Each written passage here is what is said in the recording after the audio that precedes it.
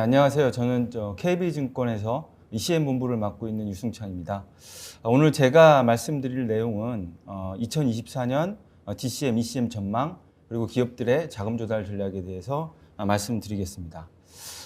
제가 준비한 그 목차인데요. 먼저 금리와 경제 리뷰 및 전망, DCM 전망, ECM 전망 그리고 올해 주요 이슈에 대해서 말씀드리려고 했습니다. 근데 좀 전에 금리와 전망에 대해서는 앞에 강사분이 자세하게 말씀을 드렸기 때문에 중요한 것만 몇 가지 짚어드리면서 빠르게 말씀드리겠습니다.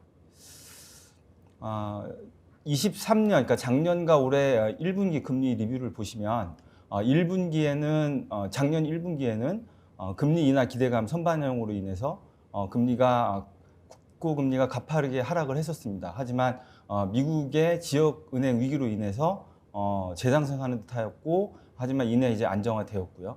2분기에는 인플레이션 지표 상승에 따라서 2분기, 3분기 계속해서 이제 국고 금리가 상승을 했었습니다. 4분기에는 인플레 우려 완화에 따라서 추가 금리 인상이 필요성이 낮아지면서 국고 금리가 하락을 했었고요. 올해 1분기는 하락 이후에 국고 금리가 하향 안정화되는 흐름을 보였습니다. 저희도 마찬가지로 앞서 발표하신 분도 얘기를 하셨지만 저희 자료를 작성할 때는 3분기 금리 인하를 개시할 것으로 이제 하우스뷰를 갖고 있었는데요. 그 사이에 뭐 중동발 국제 정사 불안이 지정학적 리스크가 커지면서 저희가 3분기 금리 인하 개시보다는 4분기에 금리를 한 차례 정도 인하하는 쪽으로 하우스가 바뀌었습니다. 그래서 이 부분은 참고해서 보시면 될 것 같습니다. 글로벌 경기는 저희는 완만하게 둔화될 것으로 계속 전망을 하고 있고요. 한국의 경우에는 지난해에는 민간 소비가 견인을 했었지만 올해는 수출 중심의 회복을 전망을 하고 있습니다. 특히 IT 업황 개선을 중심으로 수출 회복이 경제 성장을 견인할 것으로 보고 있고요. 핵심 수출 산업은 AI 수요에 힘입은 이제 반도체가 될 것이다라고 전망을 하고 있습니다. 다음은 DCM 리뷰 및 전망에 대해서 말씀드리겠습니다. 작년 DCM 시장 리뷰를 간단히 먼저 말씀을 드리면 작년 1분기에는 연초 효과로 인해서 크레딧 스프레드가 크게 축소한 후에 횡보를 했습니다. 22년 말 기억하시다시피 레고랜드 사태가 있었고요. 그때 이제 크레딧 스프레드가 크게 확대가 됐었습니다. 하지만 23년 초에 연내 기준금리 인하 기대감으로 인해서 강한 연초 효과를 이끌어냈고요. 크레딧 스프레드가 크게 축소가 됐습니다. 크레딧 스프레드가 축소되면서 이제 우량 등급 위주의 공모 회사채 민평 언더 발행 비중도 크게 증가한 것을 하단의 오른쪽 차트를 보시면 알 수 있습니다. 지난해 같은 경우 연초 이제 유동성 강세 이후에 하반기에는 금리 불안정성이 부각이 되면서 스프레드 소폭 확대 및 등급별 양극화가 진행이 됐습니다. 회사채 등급별 낙찰 스프레드 추이를 살펴봤을 때 23년에는 22년 대비 크레딧 스프레드가 전반적으로 개선되는 모습을 볼 수 있었습니다.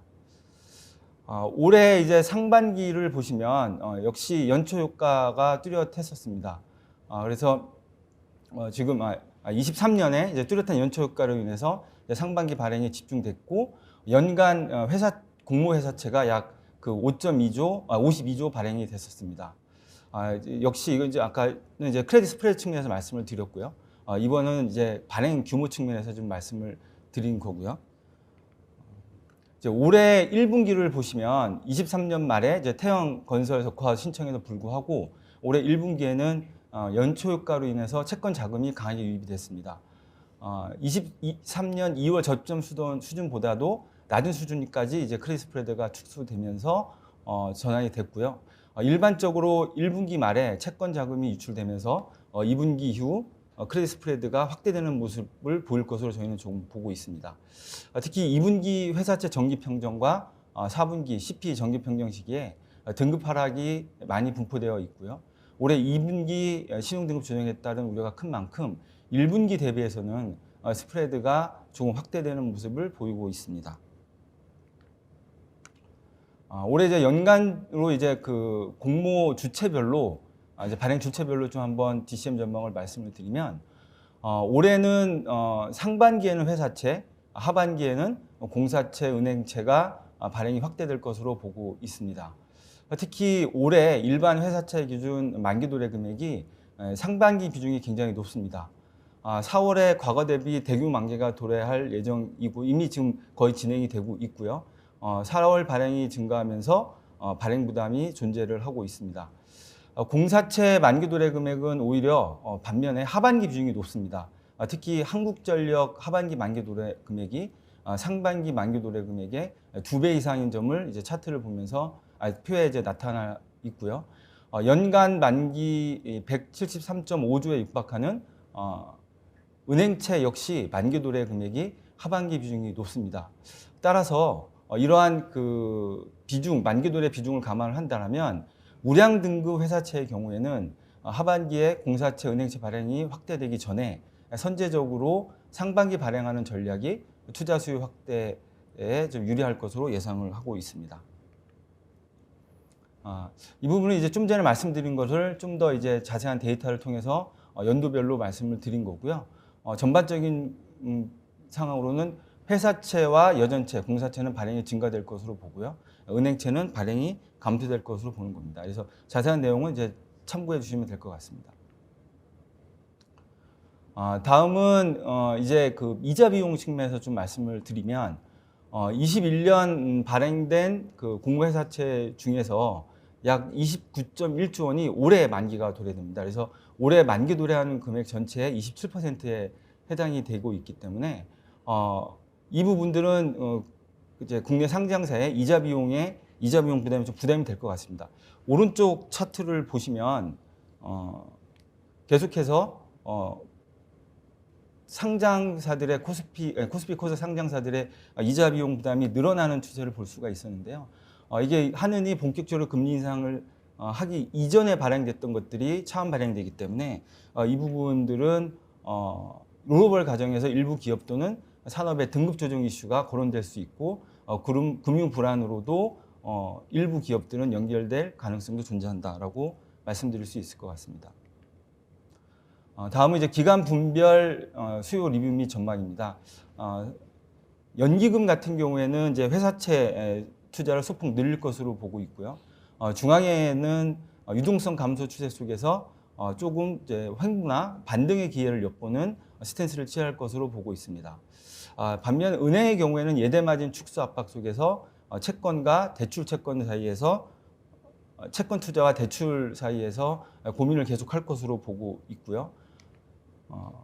자산운용사에는 역시 자산운용사의 경우에는 채권형 ETF의 지속 가능한 성장이 굉장히 중요할 것으로 보고 있습니다. 전체 수요에서.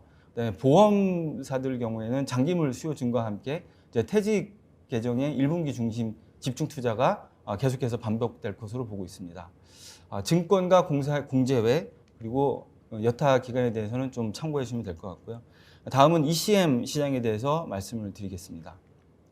먼저 이제 유상증자, 대기업 유상증자 쪽 리뷰를 좀 드리면 대기업의 경우에 이제 23년 발행 금액은 약 유상증자 발행 규모 총은 이제 7조 1,453억 원이었습니다. 그래서 전년 동기 대비해서 17.2% 하락을 했고요.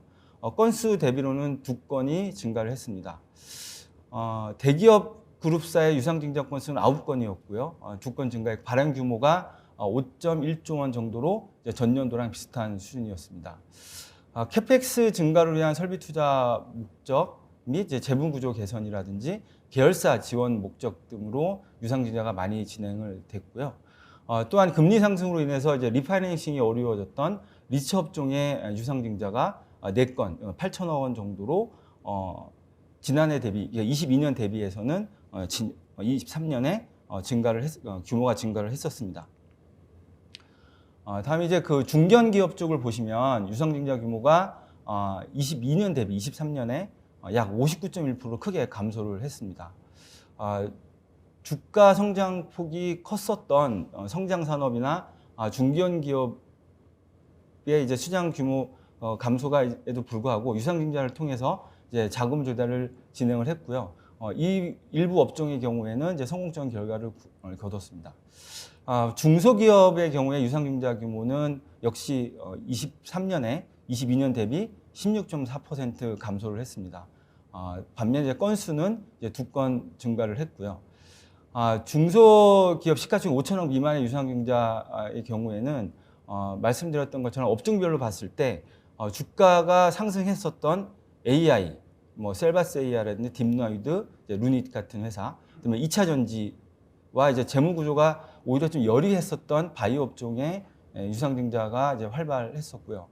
특히 이제 금리 상승으로 인해서 자금 조달이 어려웠던 이제 바이오나 헬스케어 업종의 유상증자가 18건으로 전체 유상증자 건수에서 약 36.7% 수준을 차지하고 있었습니다. 그래서 22년 대비 바이오 업종의 비중이 23년에는 크게 증가했었다는 점을 볼 수 있었습니다. 이제 전망인데요.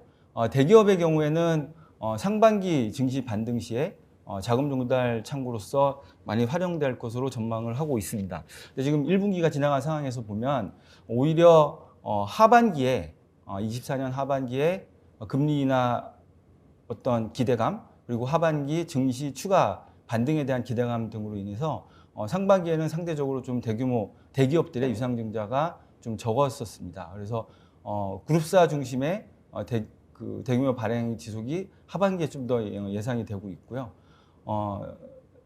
그 사무시장 침체로 인해서 이제 차환 불가능 기업의 발행 수요도 좀 증가될 것으로 예상을 하고 있습니다. 또한 이제 기업 M&A 증가도 좀 조금씩 좀 예상이 되고 있는데요.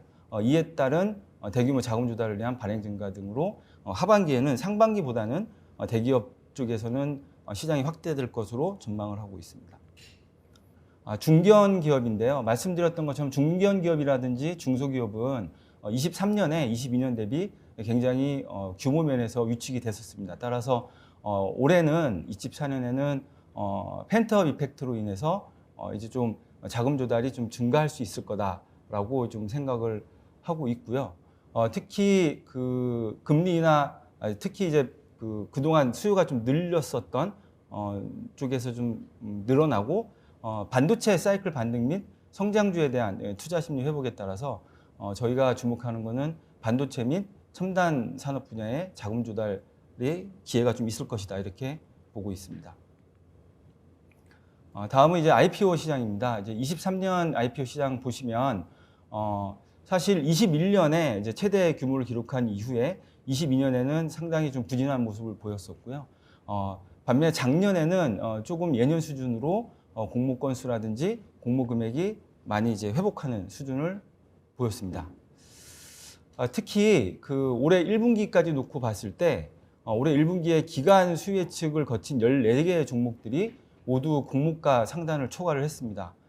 그래서 이 공모가 밴드 상단 초과 비중이 100%로 굉장히 역대 최고 수준을 기록을 하고 있고요. 1분기에 이제 업종별로 보면 이제 금융 쪽 스펙을 포함한 금융 쪽 그리고 IT 등의 비중이 가장 높았고요.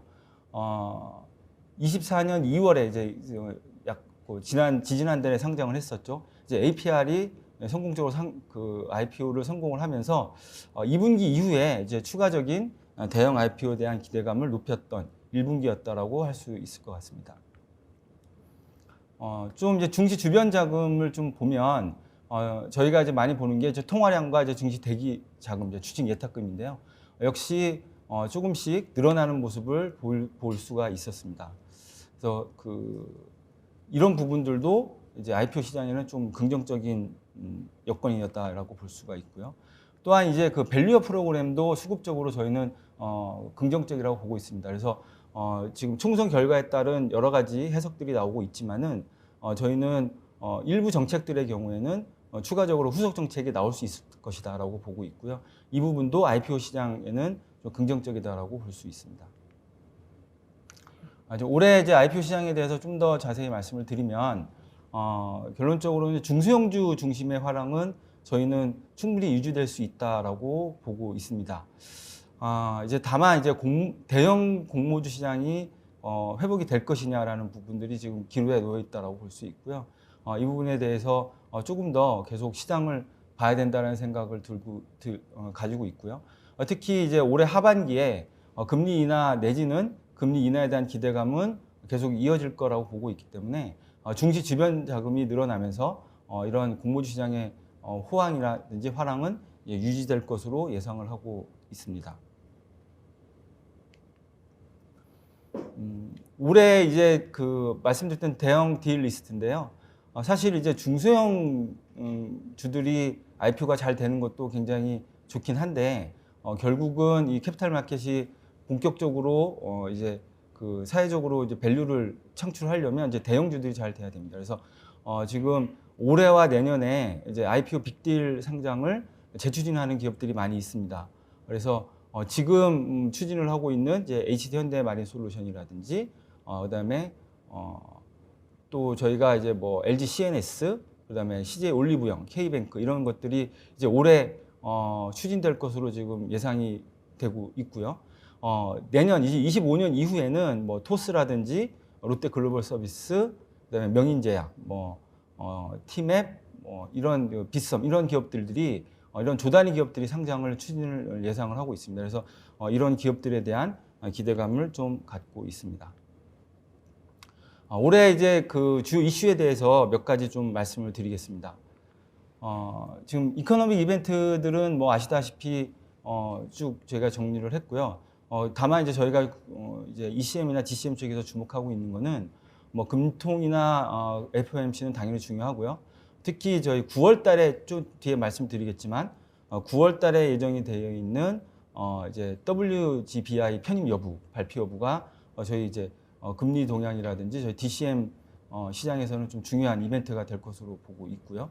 그다음에 4분기에는 뭐 아시다시피 미국 대선이 있습니다. 그래서 미국 대선에 대한 영향이 저희가 좀 주요 이벤트로 저희가 좀 말씀드릴 수 있을 것 같습니다. 또 하나는 이제 부동산 PF 리스크도 저희가 말씀을 안 드릴 수가 없는데요.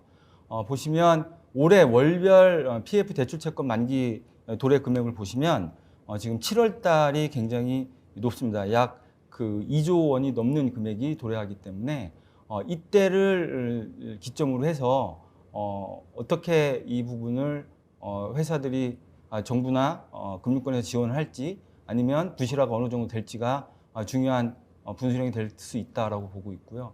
특히 이제 증권사들의 그 PF 대출을 보시면 금액은 뭐 그렇게 크게 늘지는 않더라도 대출 잔액은 연체율 측면에서 보시면 계속해서 올라가고 있습니다. 이런 부분들은 조금 조심해서 봐야 된다는 부분이고요. 특히 자본 대비 PF 익스포저를 보시면 뭐 대형 증권사들이야 그렇게 크지는 않지만 A등급 이하의 캐피탈사와 저축은행들 경우에는 이게 익스포저가 지금 100%가 넘어가고 있습니다. 그래서 이 부분들에 대한 계속해서 주의가 필요하다라는 생각이고요. 이런 그 PF의 고위험 PF 투자보다는 선순위 채권 등 안전자산 선호가 계속해서 증가할 것이다라고 보고 있습니다. 아까 이제 저희 그 경제 전망에서도 말씀을 해주셨었는데 역시 미 정부의 재정 적자가 계속해서 이어질 수 있는 상황이라는 점도 시장 금리에는 좀 악영향을 끼칠 수 있을 것 같습니다. 경기 여건 그리고 이제 정부 이자 비용 증가 등을 고려했을 때 내년에도 올해와 내년에도 역시 미국 재정 적자 및 국채 공급 확대 경계심은 계속 유지될 것으로 보고 있습니다. 그래서 이런 부분들은 조금 우려 요인이지만 반면에 단기채 중심의 발행 물량 증가 또는 미 재무부의 바이백 계획 발표 예정들은 또 오히려 약간 채권 시장의 공급 우려를 완화시키는 요인으로도 작용하는 면도 있을 것 같다 이렇게 보고 있습니다. 다음은 이제 그 월드 가버넌먼트 본드 인덱스 편입입니다. 올해 중에 이제 편입 여부에 따라서 국제 수익률 하락이 좀 예상이 되는데요.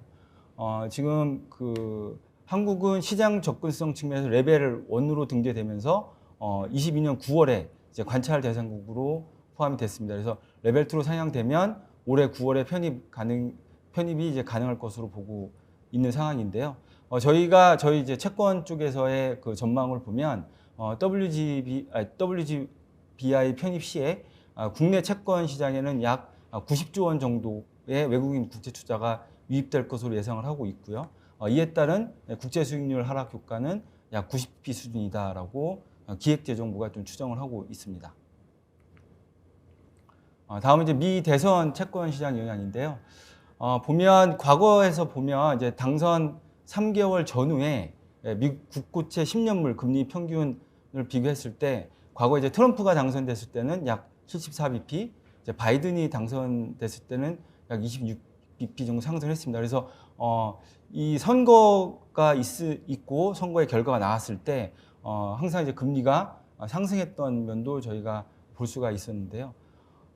이제 당연히 이제 새로운 정부가 추가 재정 정책으로 인해서 이제 인플레이션 상승이라든지 국채 물량 증가가 예상되면서 이제 국채 가격이 하락하는 그런 이제 효과가 있었습니다. 이제 뭐 중장기적으로 영향을 주는 건 아니지만 저희가 올해 말에 대선 전후에 이런 이벤트에 따른 불확실성에 대한 대응 전략에도 참고해 볼 필요가 있다, 이렇게 말씀드릴 수 있을 것 같습니다.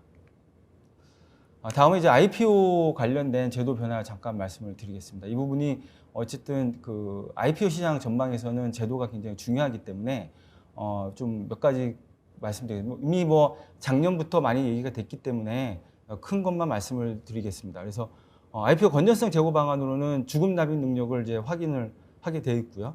이제 초과 참여를 이제 금지하고 있습니다. 그래서 지금 경쟁률 측면에서는 예전에 비해서 굉장히 낮은 수준이 계속 나오고 있고요. 네, 불성실 수예측 제재도 좀 더 개선을 하고 강화를 했습니다. 그리고 공모주 우선 배정도 원래 이제 일몰 규정이었는데 이 부분을 계속해서 더 연장하는 쪽으로 이제 결정이 됐고요. 기술 특례 상장 제도 개편도 사실 계속 추진이 됐었습니다. 그래서 추진이 됐었던 건데 지난 이제 파주 사태로 인해서 좀 더 빨라졌고요.